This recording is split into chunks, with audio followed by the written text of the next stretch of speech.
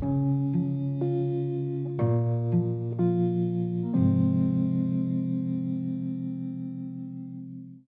to the podcast. My name is Father Bill W. I'm an Episcopal priest and I live here in Austin, Texas. I've had the gift of recovery since December the 27th of 1972. I am interested in the history of Alcoholics Anonymous. I'm interested in the spirituality and the psychology that go along with it. So I've been doing these podcasts, I guess, for about 3 years now, trying to communicate some of the stuff I've picked up along the way and share it with you. Love to hear from you. You can drop me a line at twowayprayer@gmail.com. Also encourage you to go to our website. It is of the same name, Two Way Prayer, TWO. Sign up for the newsletter there and learn about the kind of prayer and meditation that was done in the early days of Alcoholics Anonymous. Kind of got lost somewhere along the way, and I'm doing my best to try to bring that back because I think it is a tremendously effective tool for growing in spirituality and in growing psychologically as well. And that's kind of what brings us to this particular series, doing a series on Harry Tiebout. And Tiebout was the psychiatrist. He treated Bill Wilson. He encouraged some of his patients in the very early days of AA to go and see what this program was all about. He watched them, saw that they got well, and wanted to know more about what was happening to them. So he became one of the trustees of AA. His material, I got to tell you this, when I first got sober, I just didn't know what the hell was going on inside of me. I thought I was coming apart, and actually I was, and it was a good thing. I think that's kind of what happens to us. We come apart, and then the pieces get put back together again, but in a different configuration. And so not knowing what's happening inside at the depths of my mind, was I going crazy? God, I was using alcohol to kind of hold me together. Now you're taking that away. I don't know who I am. Harry helped me a lot. Somebody gave me his pamphlet, and it's the one we're going to be discussing today. It's called Ego Factors in Surrender. Must have read this little pamphlet 100 times during the course of my first year in sobriety, and I've gone back to it many, many times since. I think it is an outstanding way to understand what's happening at the level of ego. And in approaching this, I didn't know how to approach it. I was going to outline it and try to hit several highlights from it. I kind of gave up on that.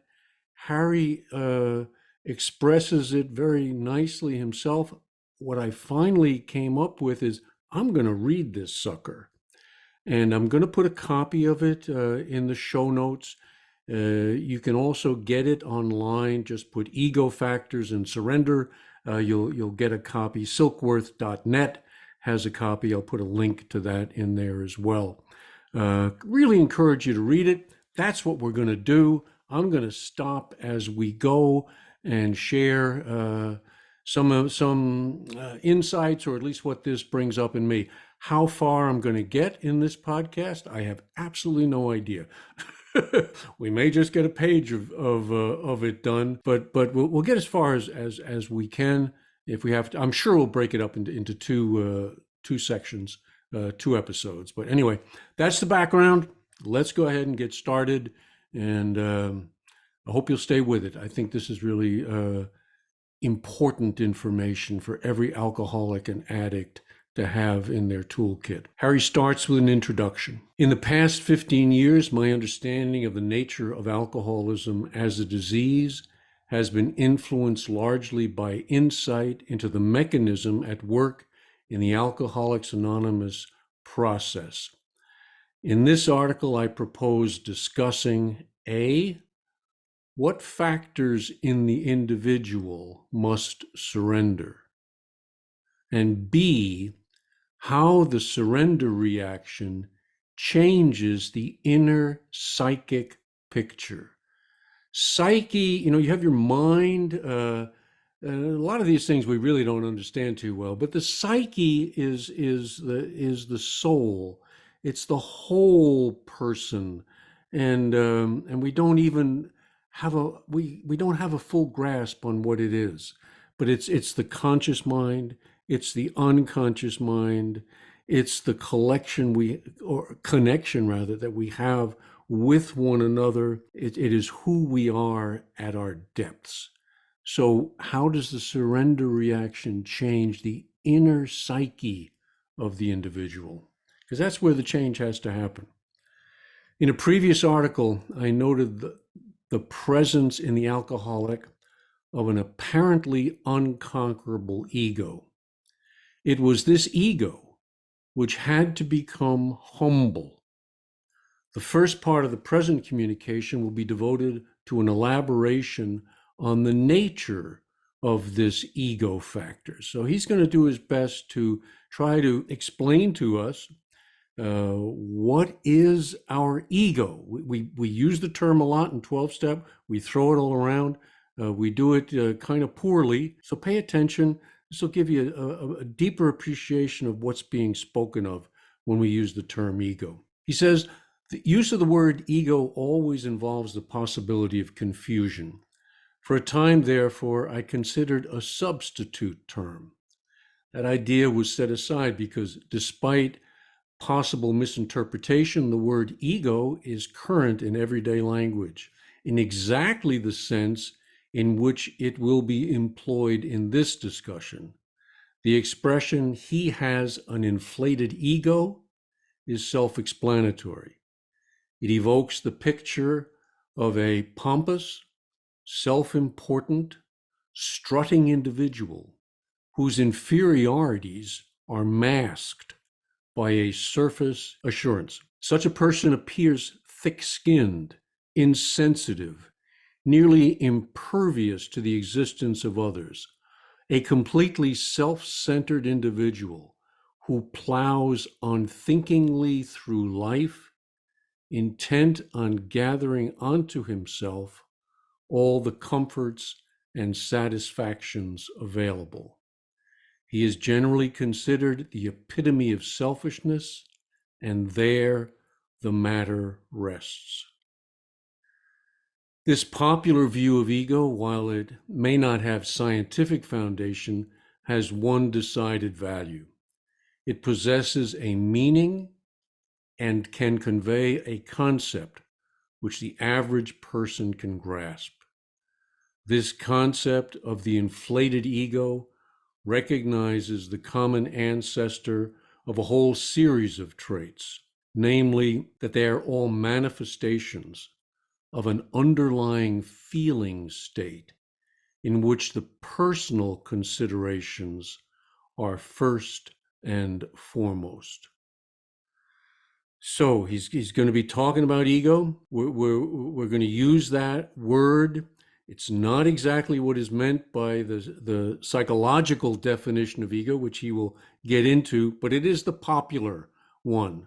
So we say in 12-step, I got to get rid of my ego. Ego is edging God out. There's a lot of truth involved there, but it's not real precise. So you got to have an ego. The question is the ego right-sized? Is the ego doing its proper function? Or has the ego become inflated? And that's what he's talking about here, that the inflated ego, the puffed up ego, is the enemy of sobriety. And so we need to identify it, be aware of it, see how it works, because much of it is hidden from view. The existence of this ego has long been recognized, but a difficulty in terminology still remains. Part of the difficulty arises from the use of the word ego in psychiatric and psychological circles to designate those elements of the psyche which are supposed to rule psychic life. Who's in the driver's seat? Who Who is this sense of who I am moment to moment?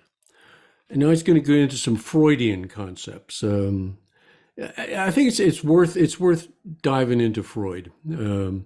Freud divided mental life into three major subdivisions: the id, the ego, and the superego. The first, he stated, so this is the id, contains the feeling of life on a deep instinctual level. So the drives, the drive to reproduce, the sexual drive, the drive to be secure, to protect myself, all of these things, almost like lizard brain stuff. This goes really, really deep, okay, and it affects us, okay. So that's at one level. There's this lower level, this instinctual level. Book talks about instincts out of control. That's what it's referencing here. And then he goes to the third. So the third, the superego, as he calls it, is occupied by the conscience, whose function it is to put brakes on the impulses arising within the id. So I got two forces going to work inside of me. Not very aware of probably either one very much.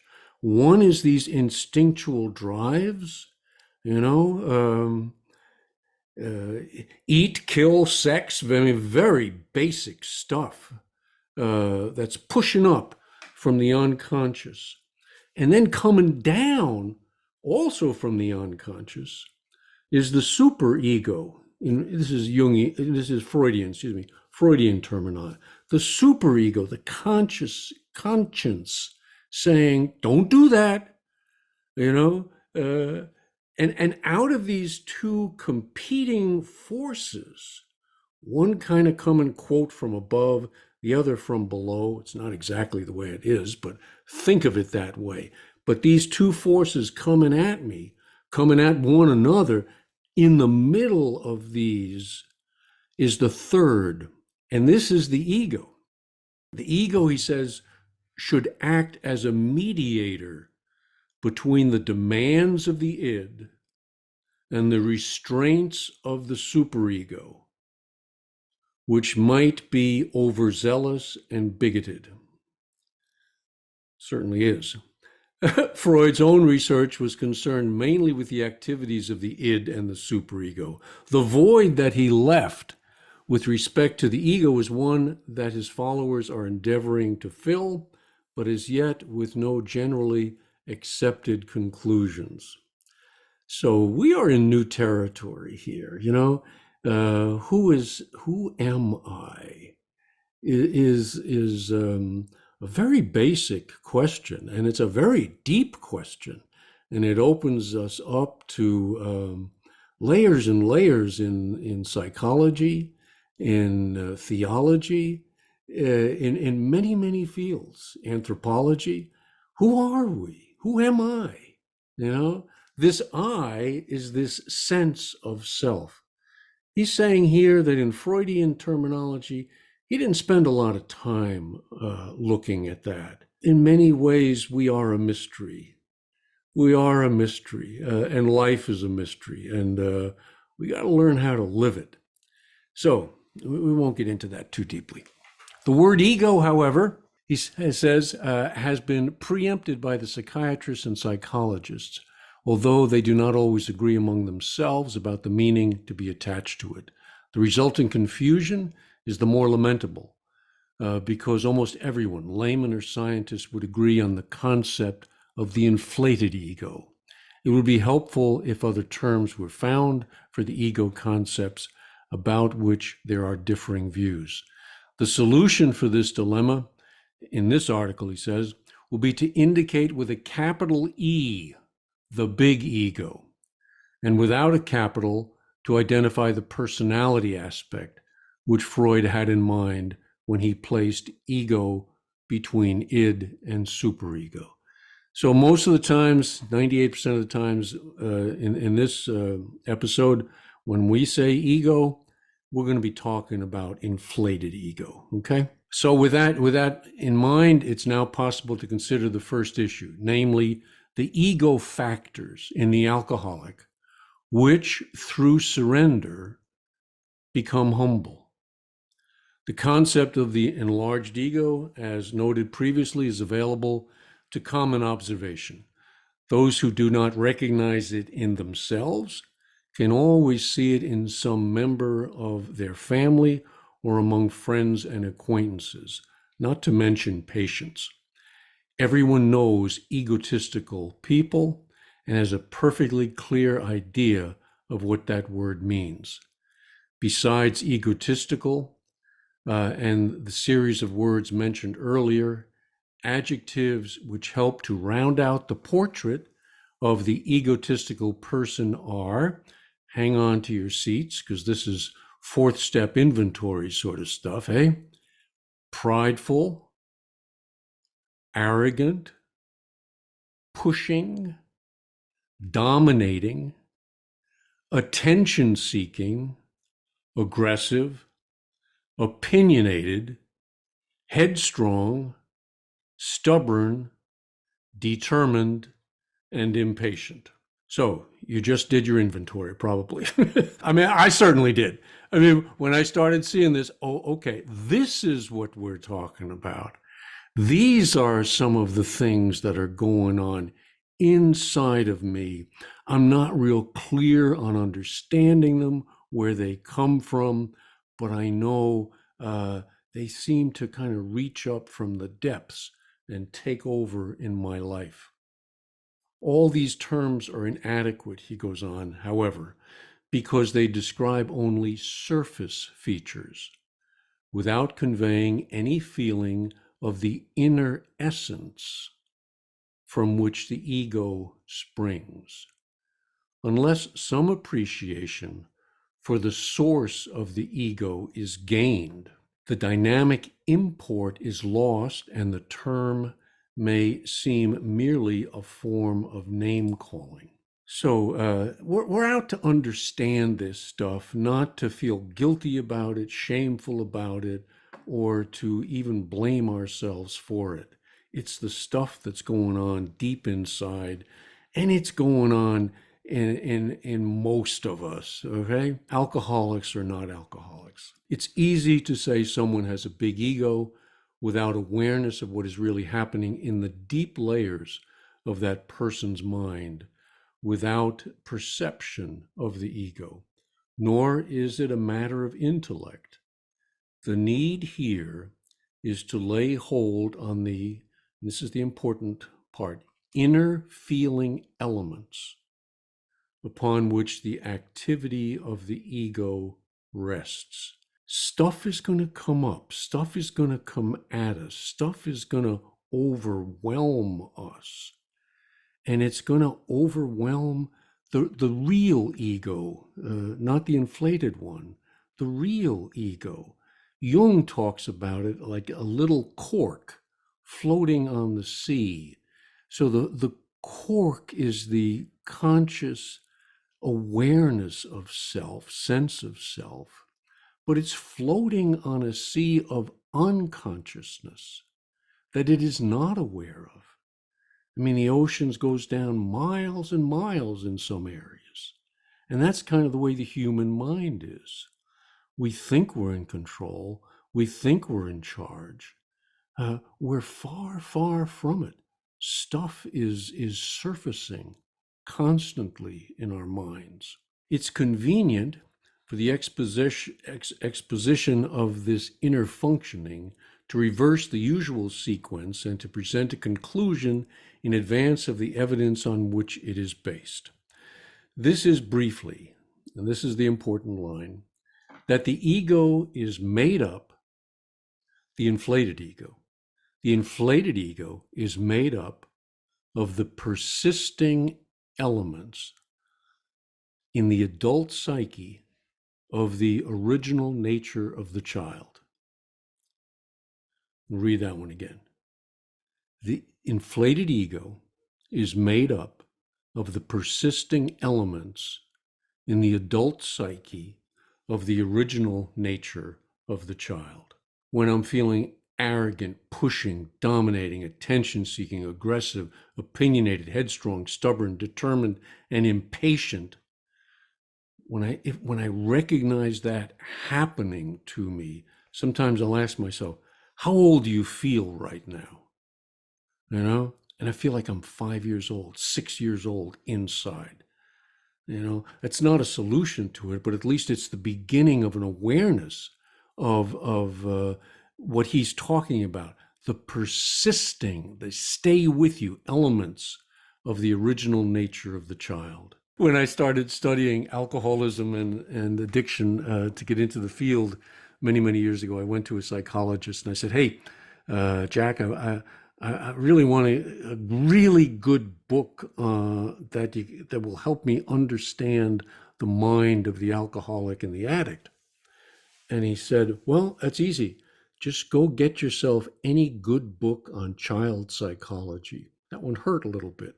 If you want to understand what's going on at the levels of most of the discomfort, not all, but most of the discomfort that's going on, it's what Tiebout is calling persisting elements in my adult self of the leftover child nature. I never grew up. Recovery is about growing up. Now, not drinking is a start, but it is only the barest of starts. When you want to get down to the emotional growth, then we got to tackle this unconscious world. Now, AA doesn't go into that a lot. Most of the 12-step programs don't go into that a lot. The spirituality doesn't go into that a lot. But, you know, it also says we're running a spiritual kindergarten here, intentionally so. They're not intending to get into this area of work. They kind of do as we do the steps, as we grow and mature. It's happening to us. But real specifically diving into this, they kind of leave that to the professional. So Wilson went and he was seeing Harry Tiebout for his depression for some period of time, for almost 11, 12 years. Wilson was severely depressed. And if you will study Wilson's early childhood, he had damn good reason to be depressed. And when I'm reading this, I can see so much of Bill Wilson, his psyche, kind of laid bare, because I've studied him a fair amount, read several biographies, and especially his early childhood stuff. You see it. And we need to see our own, more importantly than understanding Wilson's, we need to see our own, how these are taking hold of us and beating us up and making us restless, irritable, discontent. It's the inner child. Certain aspects of the infant's psyche may be usefully examined. There are three factors which should receive mention. The first is, as Freud observed in his priceless phrase, His Majesty the baby, that the infant is ruler of all he surveys. He comes from the nirvana of the womb, where he is usually the sole occupant, and he clings to that omnipotence, godlikeness, with an innocence yet determination which baffles parent after parent. So the young child, not much consideration. It's 2:00 in the morning. I'm wet, and I don't give a damn if you're sleeping or not. I could care less. Not even aware of you. Just come and meet my needs, and do it now. Acceptable behavior at 3 or 4, 6 months, 9 months, 2 years, whatever. Not so good at 46. And yet these things are still going on, leftover remnants from childhood that never quite matured, that never quite grew up. This is going to be a very painful episode, guys. I know that, but I'm hurting right along with you. The second element, stemming directly from the monarch within, is that the infant tolerates frustration poorly and lets the world know it readily. That's what we just talked about. The third significant aspect of the child's original psyche is the tendency to do everything in a hurry. Observe youngsters on the beach. They run rather than walk. Observe them coming on a visit. The younger ones tear from the car, while their elder siblings adopt a more leisurely pace. The 3-year-olds, and more so the 2s, cannot engage in play requiring long periods of concentration. Whatever they are doing must be done quickly. As the same children age, they gradually become able to stick to one activity for longer times. Thus, at the start of life, the psyche, kind of a summation here, number 1, assumes its own omnipotence. Selfishness, self-centeredness, that we think is the root of our problem. Cannot accept frustrations, number 2. And number 3, functions. He uses some fancy musical terms here that always drove me crazy when I first read them. Functions at a tempo allegretto with a good deal of staccato and vivace thrown in. Fast, baby. We are running fast. Don't stop me. I ain't gonna slow down. All right? That's what he's saying there. Now he says the question is, if the infantile psyche persists, comes into adult life, how will its presence be manifested? What is it we're going to see? Well, even more importantly, what is it we're going to feel?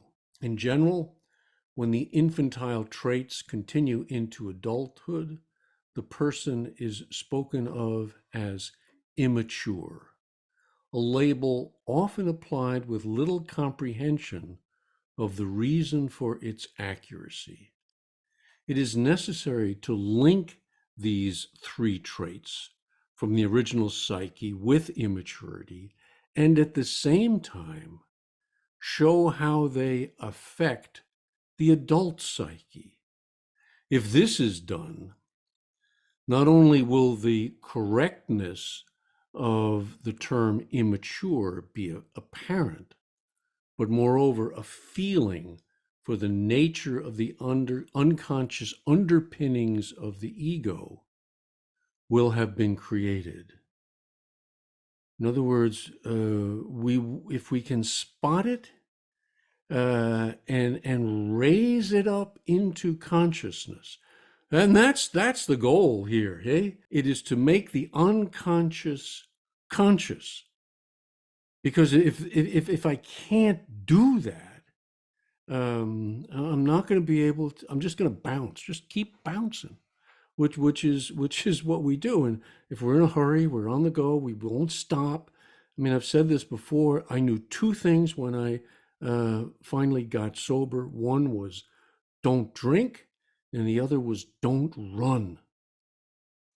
That 3-year-old inside of me never stuck around long enough for real recovery to happen. I'm out of here. I'm out of here. And God, I remember that when we got married. I didn't know how to fight. I had a fight with my wife pretty early in our marriage. And I said, that's it. I'm out of here. And she said, well, that's not how you do it. That's how I do it. You know, if I don't get what I want or you're driving me crazy, I'm out of here. You know, How old was I at that point? Maybe 3, 4. No, you stay. Let's talk about this. Let's go through this.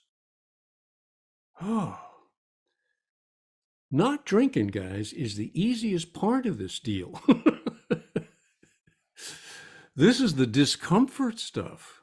This is the real work of recovery that I think Harry Tiebout gives you some insights into, so that you'll know you're not going crazy.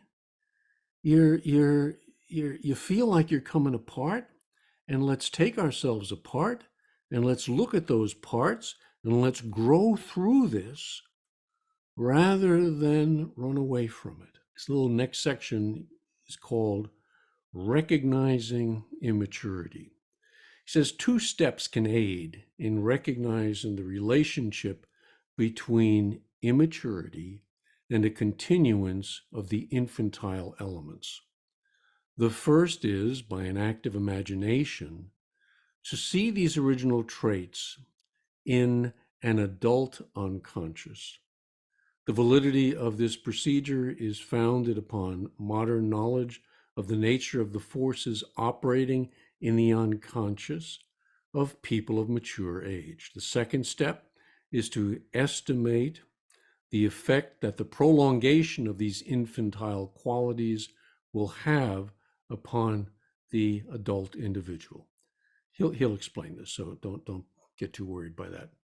This attempt should not strain the imagination severely. Take, for instance, the third of the qualities common in the original psychic state, namely the tendency to act hurriedly.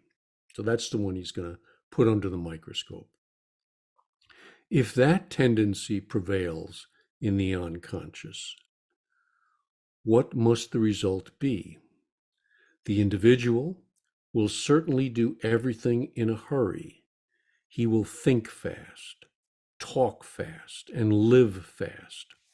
Or he will spend an inordinate amount of time and energy holding his driving proclivities in check.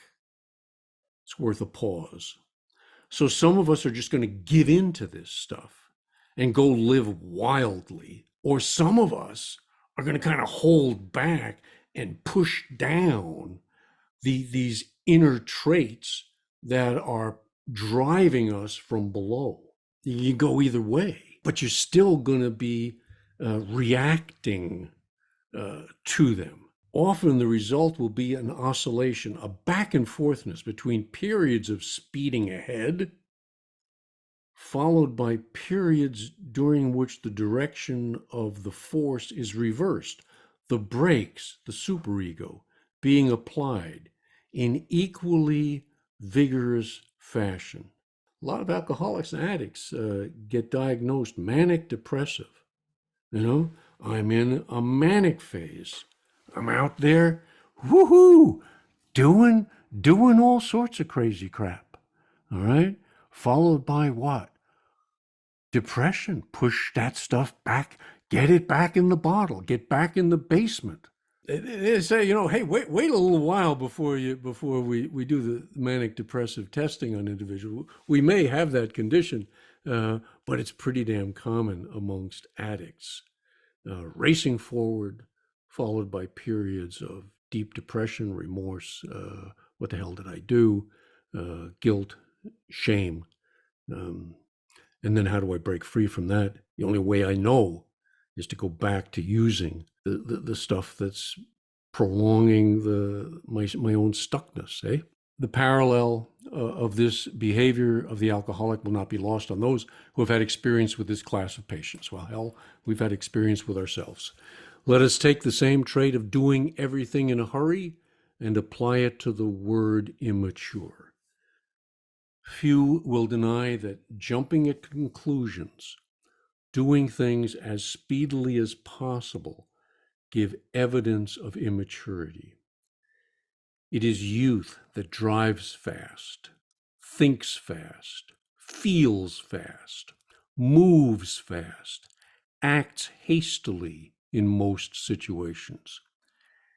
There can be little question that one of the hallmarks of the immature is the proneness to be under inner pressure for accomplishment. I think in the last episode I used the beach ball example, that when you're dealing with the id, with the unconscious, immature, instinctual stuff, and if you're just trying to push that down, it's like trying to push a beach ball under.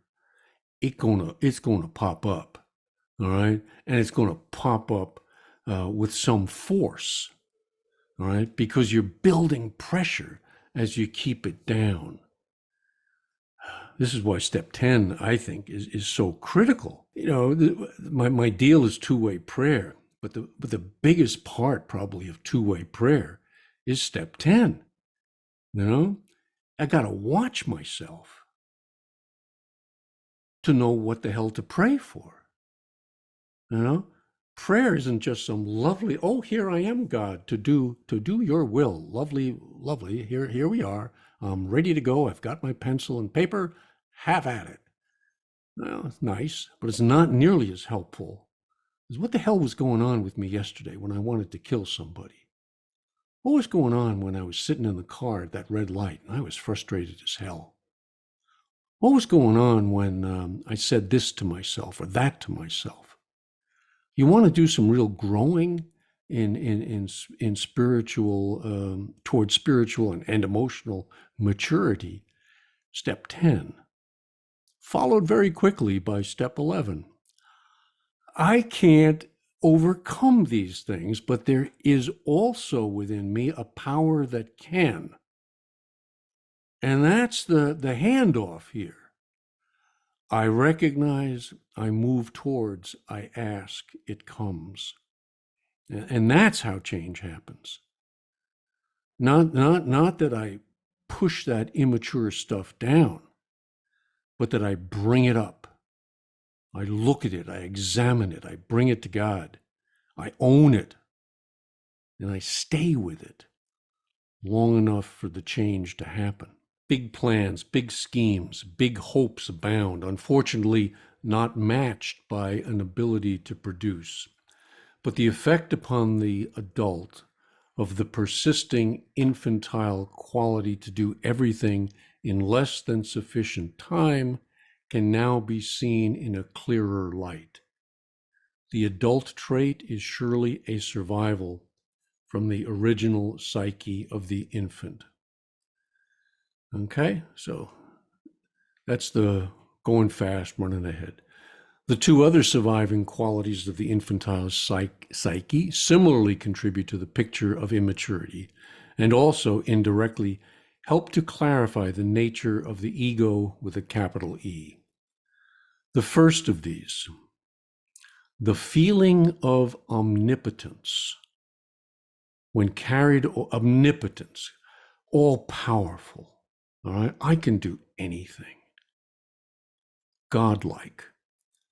The feeling of omnipotence, when carried over into adult life, affects the individual in ways easily anticipated. Omnipotence is, of course, associated with royalty, if not divinity. Only one thing higher than the king, that's the King of Kings, all right? This is what's going on in the depths of our unconscious minds. I mean, what the Big Book talks about, we were playing God. Well, we were more than playing it. I mean, we were intent on being it. And you ask somebody, hey, are you God? Of course not. This is not at the conscious level. This is at the unconscious level. Divinity. You go to the back wards of the state hospitals, huh? You're going to find a lot of Jesus Christs hanging around in there. Divinity, Very few. Well, I'm a humble laborer. No, it's the grandiosity that comes through. The unconscious result of the persistence of this trait is that it its bearer, the one who has it, harbors a belief of his own special role and in his own exceptional rights. Such a person finds it well near impossible to function happily on an ordinary level, obsessed with divine afflatus, inspiration. The gods speak through me. Be real careful when you're doing your two-way prayer. Right? We ain't no more special than anybody else. The thought of operating in the lowly and humble areas of life is most distressing to him. The very idea that such a place is all one is capable of occupying is in itself a blow to the ego, which reacts with a sense of inferiority at its failure to fill a more distinguished position. Moreover, any success becomes merely ego fodder, boosting the individual's rating of himself to increasingly unrealistic proportions as the king side eagerly drinks in this evidence of special worth, a sense of specialness, a sense of I am different, okay? I am not only different, I am higher than, better than, above others. Admittedly, probably not, but if you'll really look deep, probably so. And that's where you're really gonna find this stuff, okay? So the ability to administer the affairs of state, both large and small, is taken for granted. The belief that he or she, this is very sexist language, forgive me for this, but it's what we're stuck with. The belief that he or she, I'll say, is a natural executive placed in the wrong job merely confirms his conviction that at best, he's the victim of lack of appreciation and at worst of sabotage by jealous people who set up roadblocks to his progress. The world is inhabited by selfish people intent only on their own advancement. The genesis of all this is beyond his perception. To tell him that his reactions spring from the demands of an inner unsatisfied king is to invite incredulity and disbelief. So far from the conscious mind are any such thoughts or feelings. People who openly continue to cling to their claims of divine prerogative usually end up in worlds especially constructed for their care. These are the prisons, these are the state hospitals. They're filled with people who never grew up. And I've worked with any number of people who said, thank God they sent me to prison. Thank God they put me in jail. Because at least it bought me some time to start looking at myself and seeing myself and taking responsibility for myself. I'm no advocate of prisons because I think we're much more interested in punishing people than in helping them grow up. But it's really what we ought to be doing is exactly that. In others, the omnipotence, the godlikeness pressures are rather better buried.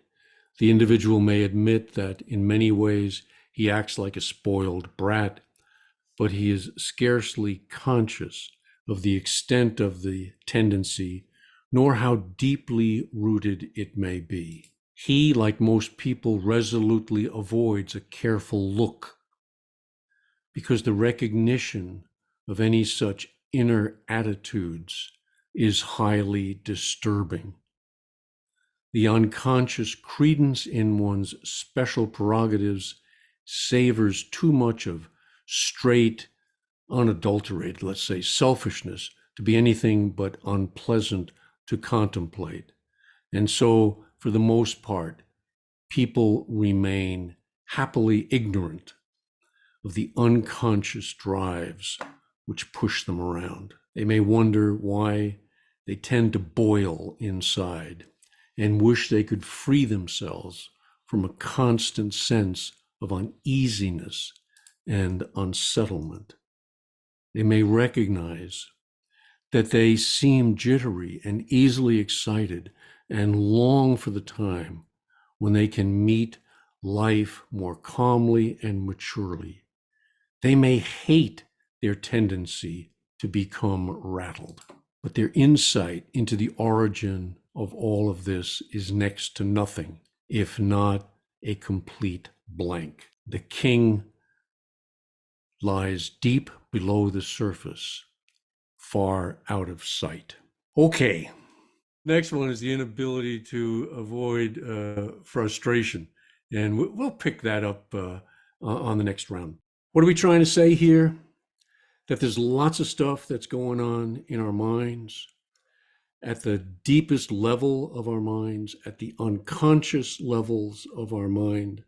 And the more, and we are not aware of them. That is by definition, that if I was aware of it, it wouldn't be unconscious. Okay, so by definition, I don't know what the hell's going on there. All right, but I can watch myself. I can watch my behaviors. I can feel and sense stuff going on. I have to pay attention to this stuff. You know, watchfulness is the key to awareness. Let's do some step 10s really deeply in the coming days. You know, the book says what? Restless, irritable, discontent. I used to think, well, that's a terrible thing. I shouldn't feel those things. And I've really changed my mind on that. Yes, you should feel those things. They're a warning that immaturity is lurking once again, okay? Be on guard. Be on guard. Pay attention to those feelings. And if you're doing two-way prayers, I hope you are, that's what you need to take to your prayer. Lord, I am feeling blah, blah, blah, blah. Help me. That's all you have to say. And then the inner healer will step forward, because while there are immature parts in each of us, there are also other parts of us that we need to access. And I gotta be accessing both of them, you know? And I need to do that as early in recovery as possible. Heavy stuff, deep stuff. Again, read it. I read it 100 times. Let's see, I'm up to page what? I don't know, 6 or so out of 11. Get a copy of it, print it out, read it, study it, benefit from it. Harry did a great service to alcoholics. He did a great service to the program of Alcoholics Anonymous. And I had a sponsor who had a phrase. He said, most people in AA only have a limited conversion, a limited psychic change. You know, you can stay sober in this program. You can stay dry in this program. All right. And not do some of this deeper inner work. But if you are feeling restless, irritable, and discontent, you may be the kind of person who has to do this kind of inner work. And that's what I'm trying to be of service in these podcasts. So anyway, enough out of me. I hope it is helpful. Do your work. God bless, and keep coming back.